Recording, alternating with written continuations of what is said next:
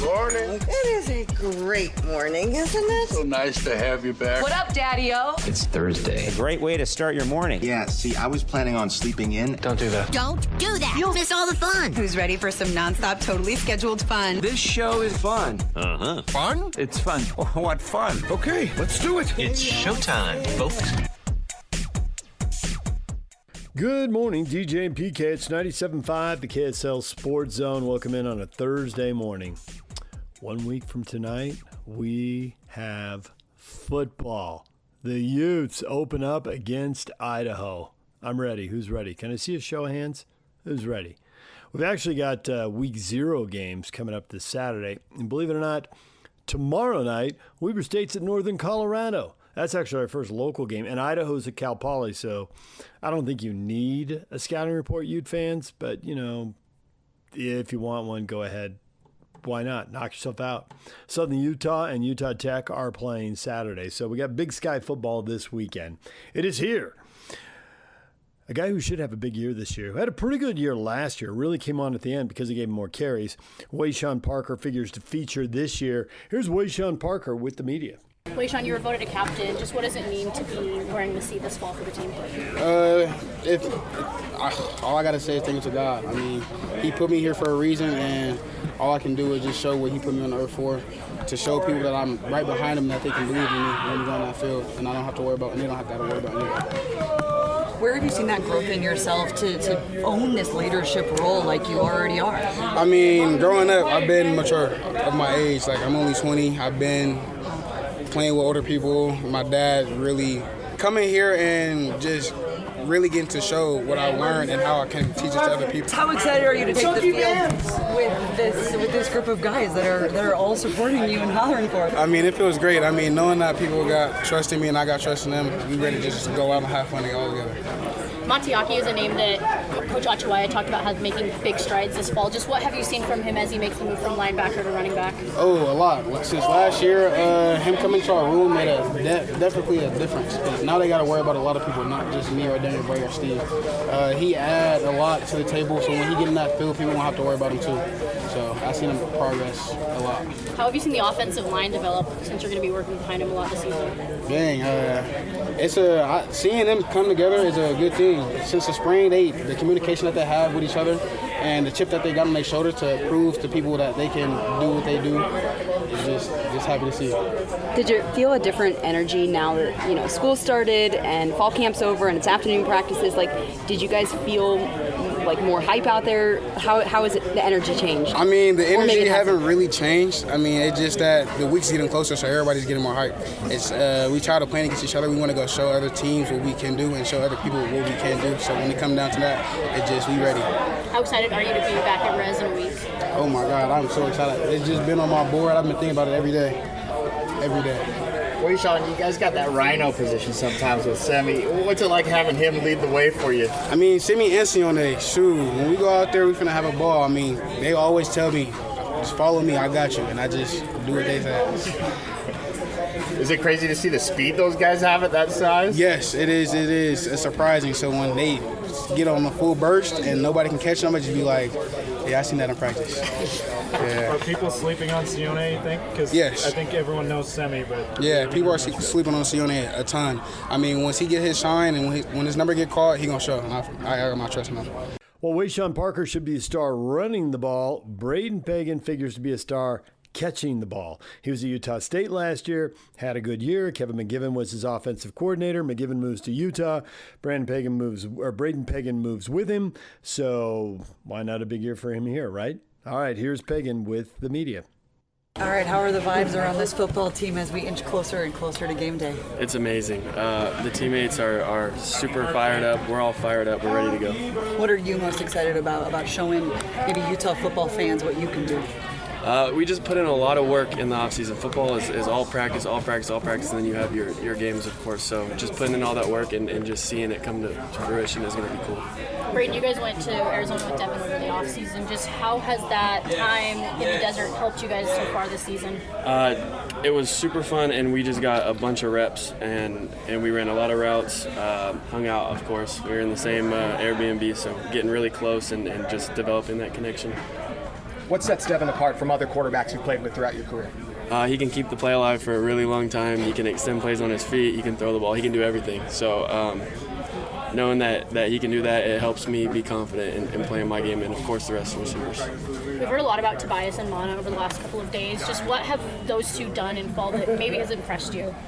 They're locked in every day. They come to the facility ready to work. I mean, you can see it out there just today. Like it's fall camp's over, but they're still out there putting in a grind, putting in that sweat. So it's exciting to see what they're going to do.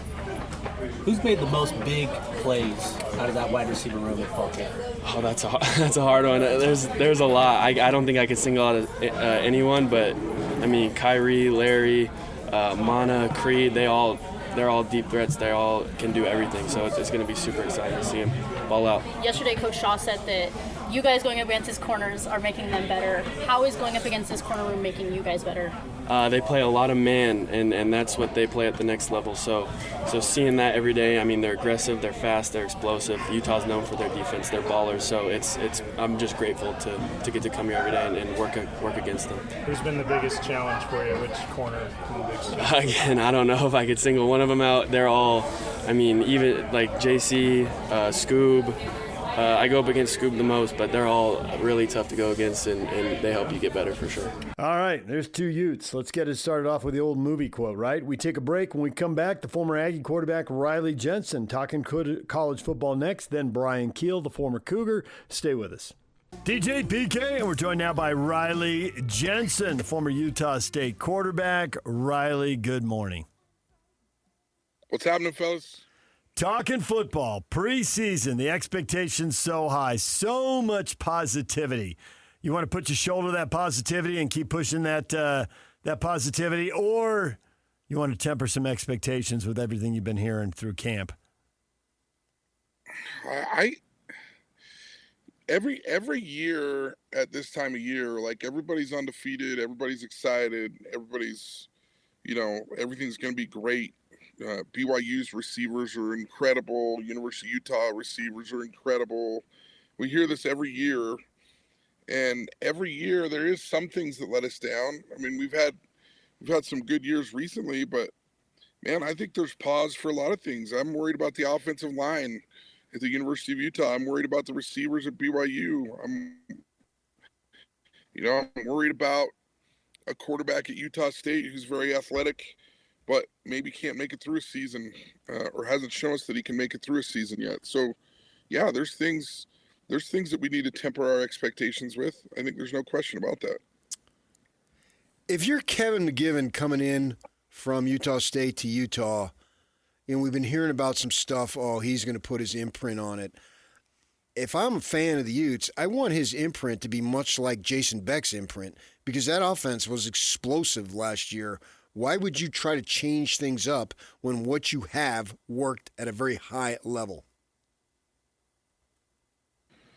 Well, I think it's impossible.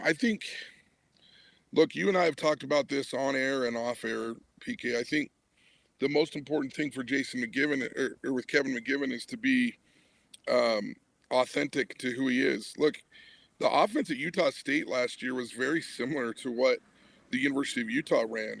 I mean, the pick farmer was running all over the field. He was making good throws. He wasn't making, every throw in the book. But I thought the offense was very similar, at a Utah State level to the University of Utah. So yeah, I think his impressions is going to be on the offense because he's going to be authentic to himself, not necessarily because he's trying to be Jason Beck. Here's what I worry about at the University of Utah. Everybody's talking about the wide receivers and how great that is. And I heard you guys talking to my nemesis. I don't like to say his name. Hello, Frank. Nice. That's Frank Dolce.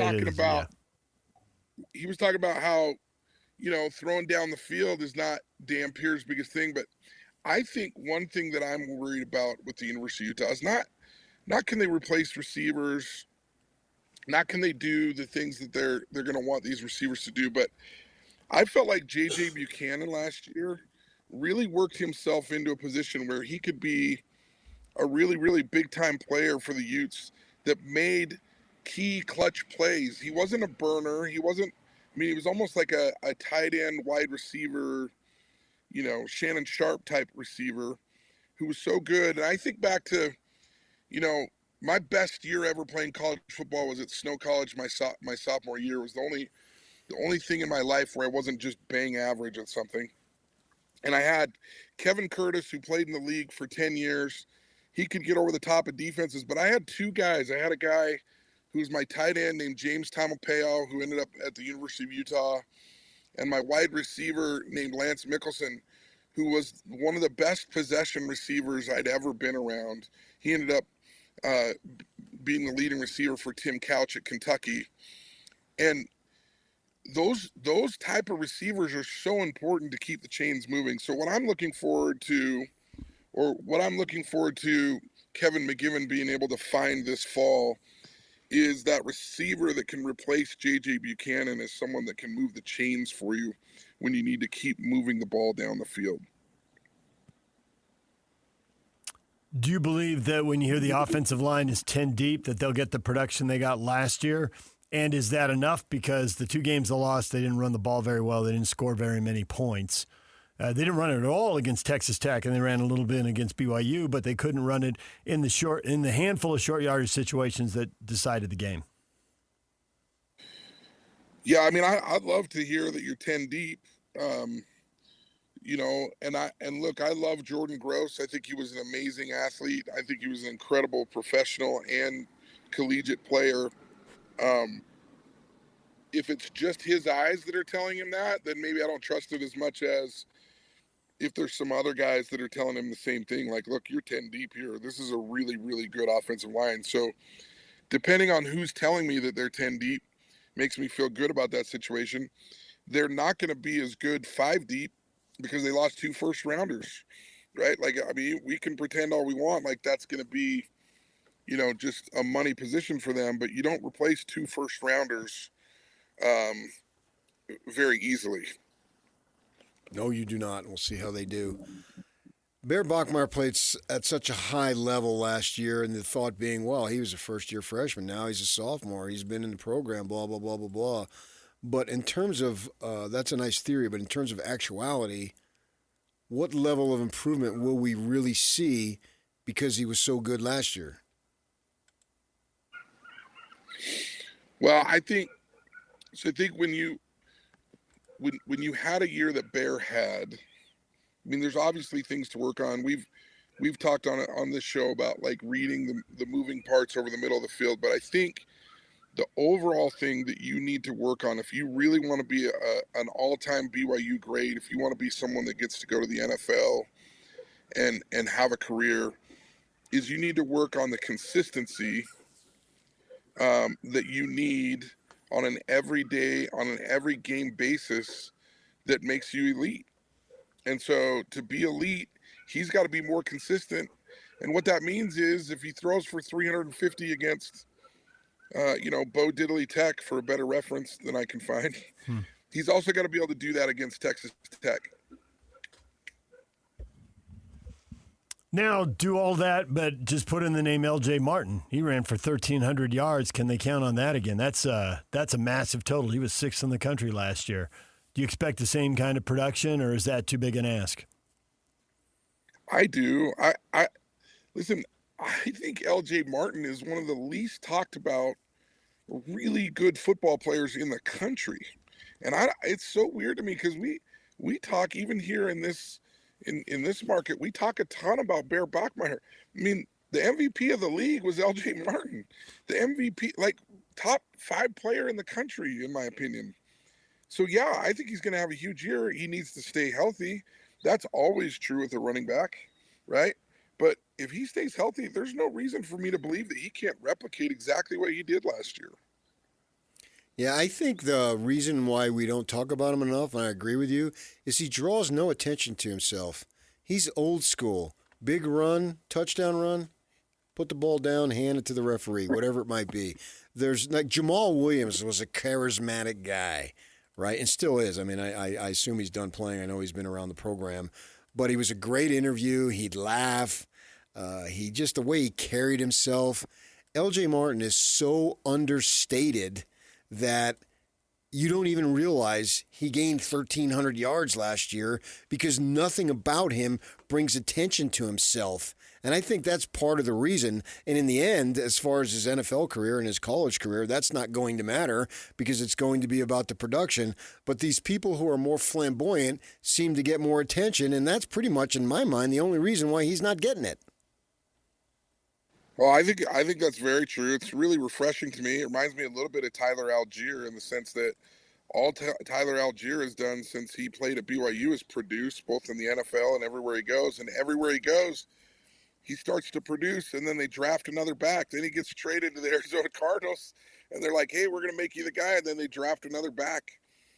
I mean, there is something about having a little bit of flamboyance in some of these skill positions that gets you a little bit more attention. But, man, you can't argue with the production. And LJ Martin is a man-child. He is a load. He is difficult to stop. And when he is rolling, BYU is very, very tough to stop. BYU Notre Dame tickets are more expensive than BYU Miami tickets. What's the most you'd pay to go to a game? $100, $200, $300, $400, $500? Those BYU tickets are a little over $500. I mean, when you start thinking about that, right? Like, I actually reposted this video by Hugh Freeze the other day. That was like, some family of 5 parked 5 miles away to sit in the top of this stadium to watch your tail play football. He goes, you owe them something, right? Like, and I, you know, when you think about it, and I got all fired up, and it was like, I'm 52 years old, and I shouldn't be fired up about football season because this edit that I retweeted was awesome. But you think about it, if I want to take my family to a BYU game at BYU versus Notre Dame, I mean, the ticket prices are enormous. Like, I don't know how much I'm willing to spend. I think if I wanted to take my whole family, I think you're talking about like $400 is like where I kind of draw a line. I'm like, hey man, I can watch it on TV and I can see the grass in his face mask and I can get the statistics from the announcers and I can feel the power of the game on TV now. But I mean, for me, I think it's about max 400 because if you take that, that's $2,000. Not to mention how much a cougar tail costs me now, right? Yeah. And then if I want to have Cosmo come and visit me, it's another what, $1,600? Right. You know, I don't know. It feels like a lot, but look, we're not talking about college football anymore. We got to get used to this. We're talking about pro football. These are pro football prices. These are pro football wages, and these players are getting paid like pro football players now. It's going to cost more to go to a game. Jay Hill needed a year or so to get Weber going. How much do you think Kerr needs? I think he needs a year. I think whenever you're a coach on a, and he's not mid-major, but he's with a really, really good conference in the FCS level. I think the hardest thing to bring in is your meat and potatoes to those schools. And meat and potatoes means offensive, defensive linemen, and maybe even tight ends, like where you find like real significant contributors in that spot. But I do think that Eric Kerr is going to have a year this year where there's a few games that he puts 50 points up on the board and you're like, oh my gosh, this could be a really, really fun team. And then there's going to be a couple of games where they lay eggs.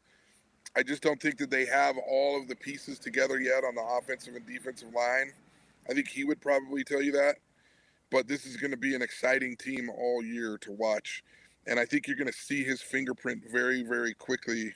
His fingerprints all over this program. And it's going to be fun. And there's some really, really good local players playing for Weber State. Can he find those players you talk about in the state of Utah, or does he have to cast a wider net? Or are there enough really good Big Sky offensive linemen he'll be fine? Well, I think there used to be, but I think what happens now is you know, University of Utah, and I was looking at something the other day that said the average NIL payment for a P4 offensive lineman is around $200,000. Weber doesn't have $200,000. All they can compete with is playtime and a scholarship, right? And so I think it's a little bit different than it was even 5 years ago trying to fill in some of those pieces, because if you're an offensive lineman from the state of Utah and they can pay him $100,000 to cut, I mean, they hardly have to pay him anything to outrank Weber, if that makes sense. Right. Unless they're a real competitor and they really want to play. And so I think it's a little bit harder for an FCS school to get good offensive linemen that you aren't developing over a few years, right? So I think where Eric can make some hay is with the pre-missionary, signing a pre-missionary that weighs 260 pounds, is 6'5", 260 pounds. His dad weighs 350. And you're like, okay, this guy has the frame. We can develop him over the next couple of years that he's at Weber and on a mission. And then he probably gets developed and taken away by one of the big P4 schools. But at least you have a really good offensive lineman for 2 years in your program. And then if you help him land, then you can sell that same type of story to another offensive lineman in the future. If the dad weighs 350, how about if the mom weighs 240?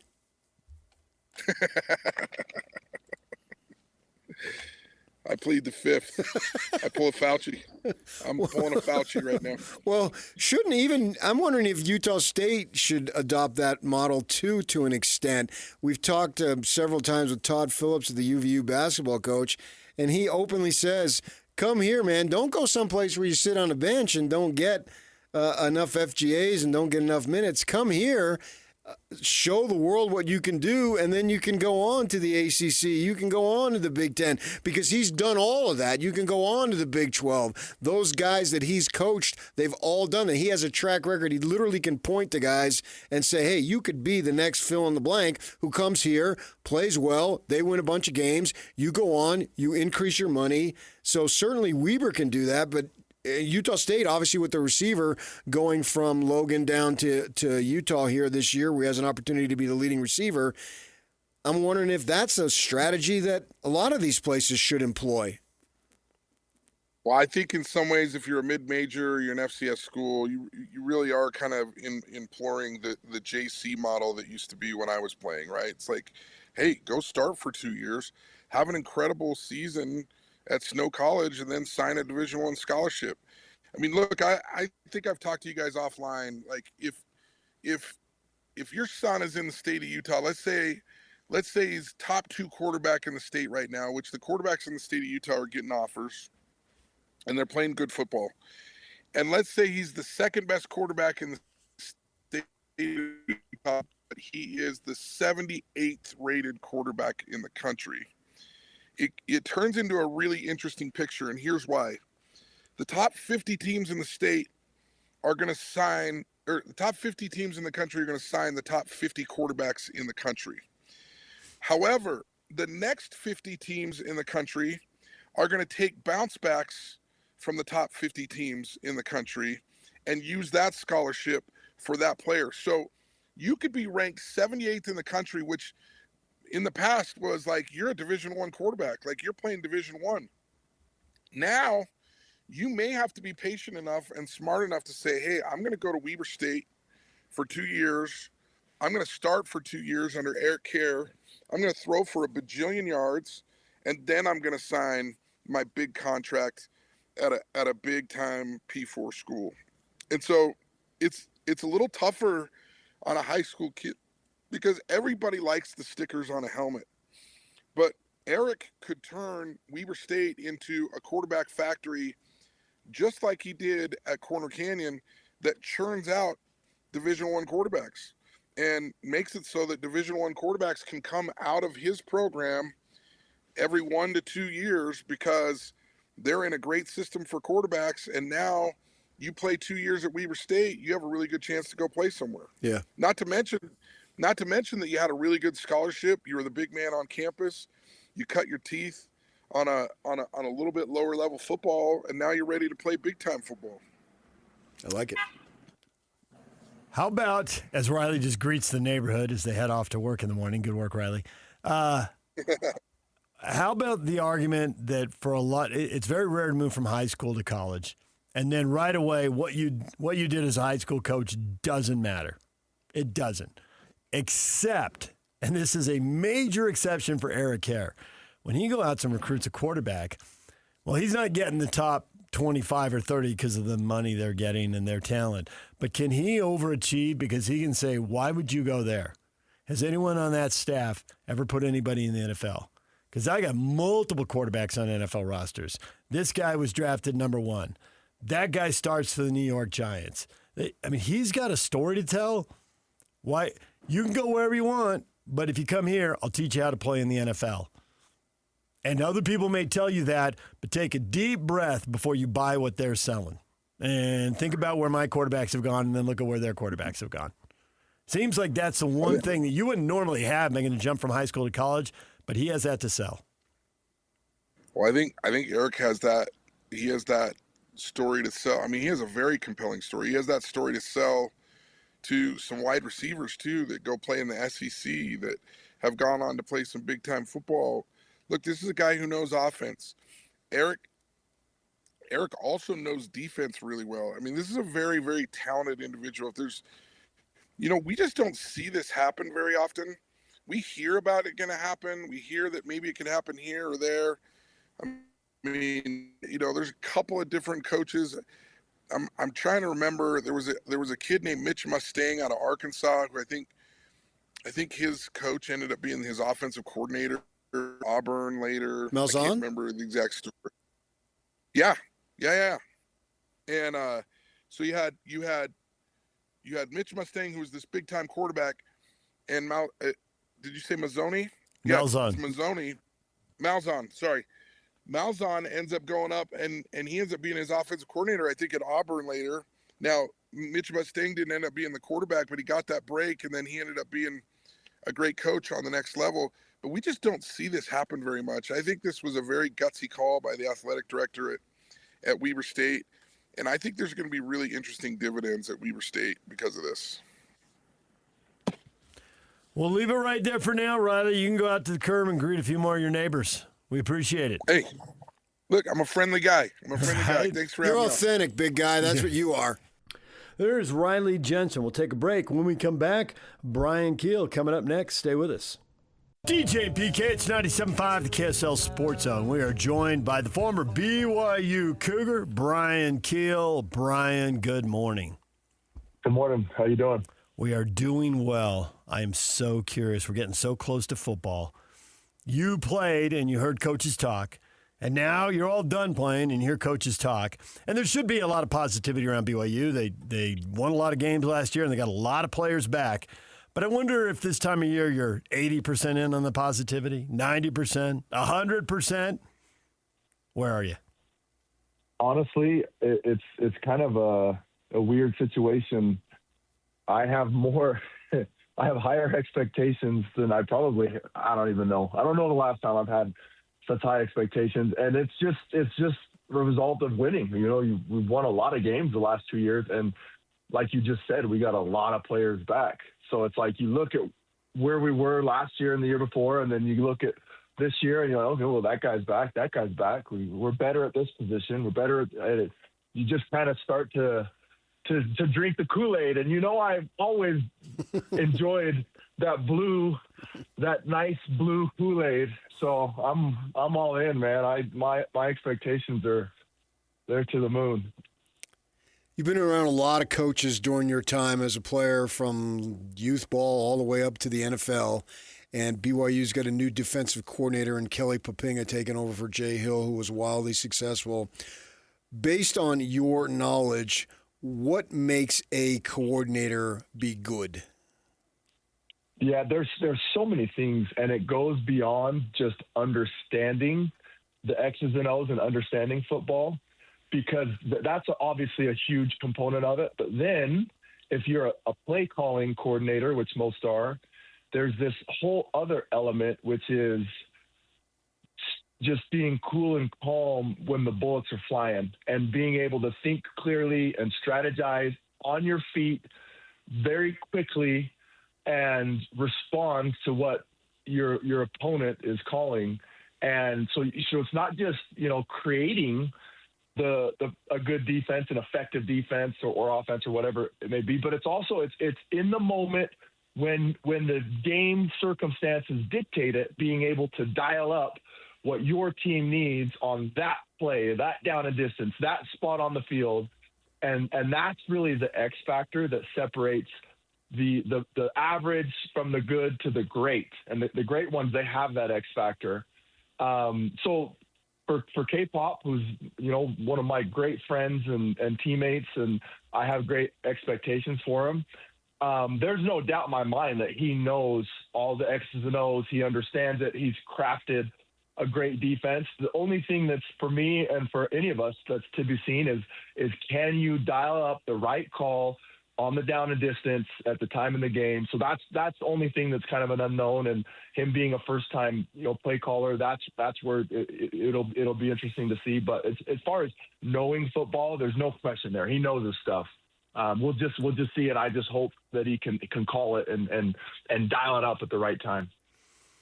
Now, as you get older and you watch more film and you've been through more situations, you're bound to have your own opinions. Have you ever been in the huddle and the play call comes in, you go, oh, that's stupid, they're going to pick up a first down here. Or the play call comes in and, this is brilliant, they have no chance. Absolutely. 100% absolutely. And, we'll just go back to, playing with K-Pop. Our senior year, we were in Provo. We were playing TCU. They were really good at the time. We were really good. And it was a close game. It was a Thursday night game, close game. And Bronco, he was not, at that point in time, was not super aggressive. We played a bend but don't break kind of style of defense, right? This was 2007. And we had scored to go ahead, and I don't remember how much time was left in the game, but it was fourth quarter, not like last minute, but, middle of the fourth quarter. Like, we needed to get a stop. And we played like a conservative, every play that came in was a conservative, just playing coverage. And every time we're just like, come on. And sure enough, TCU went down the field and scored. And then we got the ball back and we scored. And then now it was like crunch time. Like, there's very little time left in the game. And, if they go down and score, they're probably going to win. And this time around, Bronco calls 4 straight blitzes. I'll never forget this because we were all just like, see, you trusted us. And, we delivered. He called 4 straight blitzes, and we had like an incompletion, a 2-yard gain, and 2 sacks. And it was 4 and out, game over. And it was just, there's a lot more that goes into it. But to answer your question, yes, there are times where the play comes in and the guys are rolling their eyes like, come on, dude. I thought you'd give us an answer like that, and I love the specifics, Bryan. That was great.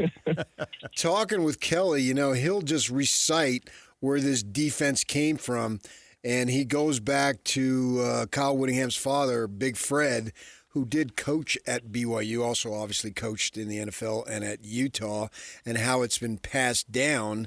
So the guy has never been a defensive coordinator, but yet has had extensive training, and the lineage is really strong.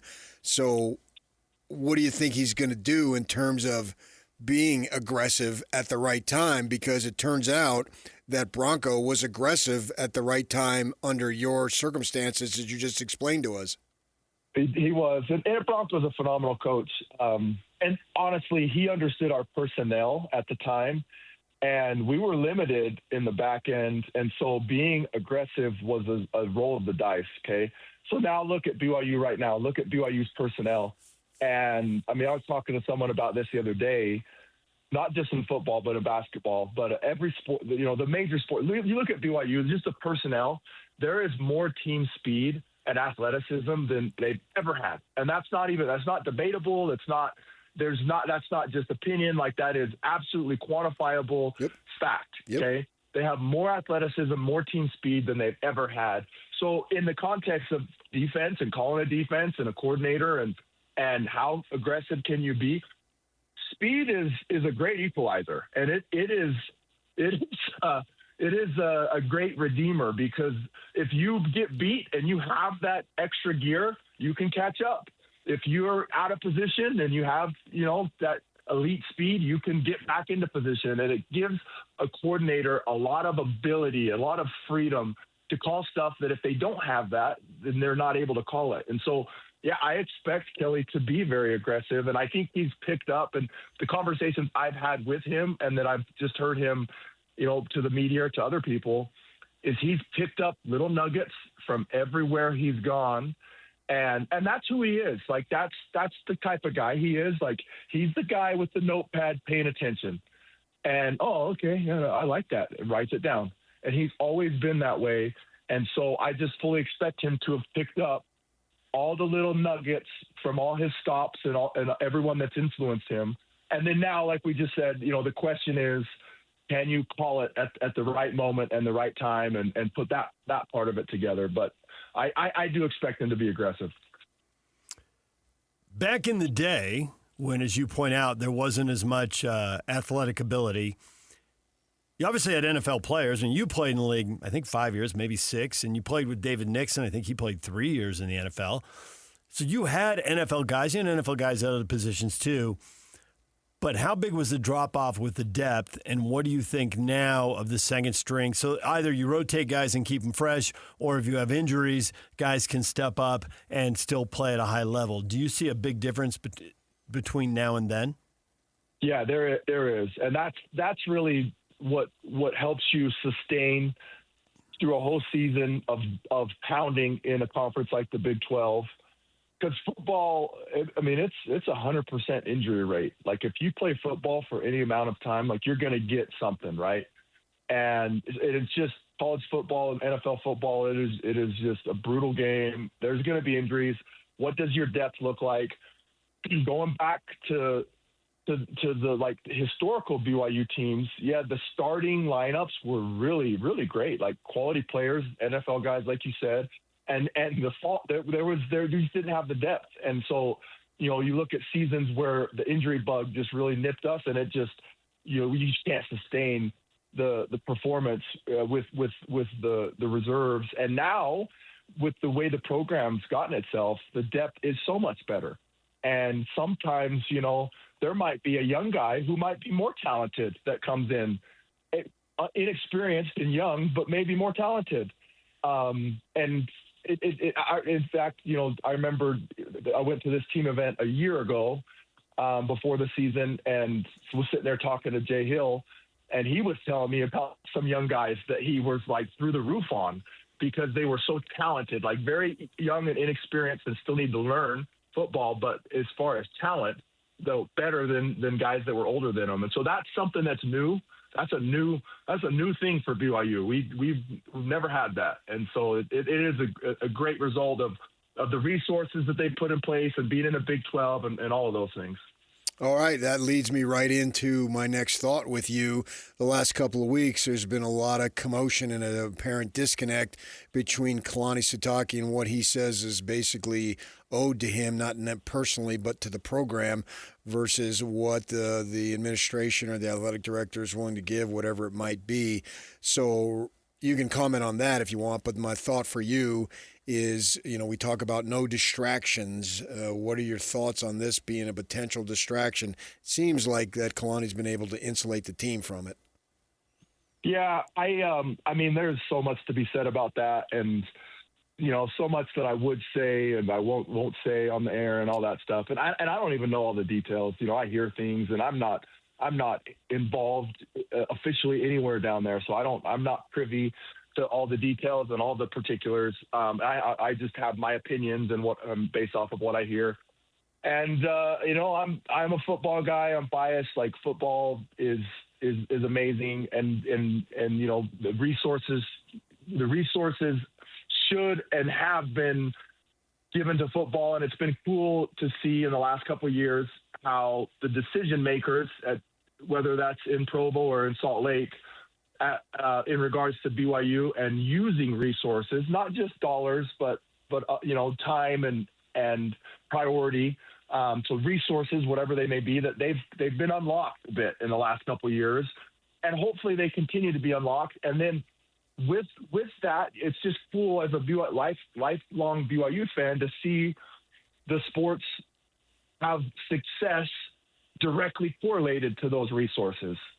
And, all the Olympic sports have just dominated forever at BYU. They've been great, and that's been fantastic, and there's a lot of pride in that. And then, of course, the last couple of years there's been tremendous success for football and basketball, and I hope that continues. I'm not privy to all the details, but I want it all, man. I want us to use the resources. I want Kalani to be happy. I want Kevin Young to be happy. I want the brass upstairs to be happy, and I want us to just go win. And so whatever that looks like, whatever it takes to get there, let's just go do it. That's where I'm at with it. I think Kalani has a lot of momentum and a lot of power in this discussion because they've won double-digit games 4 times in 6 years, and they've had some really different problems thrown at them, and they've overcome them on the way to those 10, 11, 12-win seasons, whatever they were. The 2 years they didn't get there, they had quarterback injuries, but overcoming COVID, losing the number 1 pick in the draft, you think you're going to have a senior quarterback, suddenly have a freshman starter who wasn't at spring ball. He's overcome a lot. Having said all that, do you expect it'll be 5 out of 7? I do. And here's the thing. I think BYU and Utah fans I don't think they realize how good they've had it. You look at Kyle Whittingham he's one of the finest football coaches in the country. And that's been proved by the fact that a blue blood of the blue bloods just came and snatched him. Right. And so Utah's been blessed. And honestly, they did not know how good they had it for a lot of years. And some of them do, but absolutely blessed. He's just an outstanding football coach, and I expect Michigan to dominate. Okay, now for Kalani, there's a lot of BYU fans that do not know how good they have it. Kalani is a special guy, and that's proven by the fact that Penn State almost coached him, and the only reason they did it is because Kalani, like me, is true blue through and through, lifelong fan, grew up. Dreams, all that stuff. That's the only, it's not dollar. There's no other reason. The only reason that they were able to hold on to him was because at the end of the day, he wants to be at BYU. He's a BYU guy. But all that being said, there's a lot of people, fans, pundits, you name it, that just, they don't understand how special of a person and a coach he is. And he really is. And it's not, I don't blow smoke. You guys know how I am. I call balls and strikes, and they're both. He's just a phenomenal coach, and so yes, I do expect them to go do it again this year. I think he does more with less than most coaches in the country, and even whatever complaints or whatever resources that aren't being allocated or any of that aside, he's going to go produce, and I expect him to do it again this year because he rallies the troops, man. He's the type of coach that it's cliche, but it's true. He's the type of coach that guys just I'll run through a wall for that guy. And that's how the players in that locker room are. And so they're going to go perform for him. And I expect that again this year. Yeah, I see no reason. I mean, I think that's well said. And you do call balls and strikes as you see them.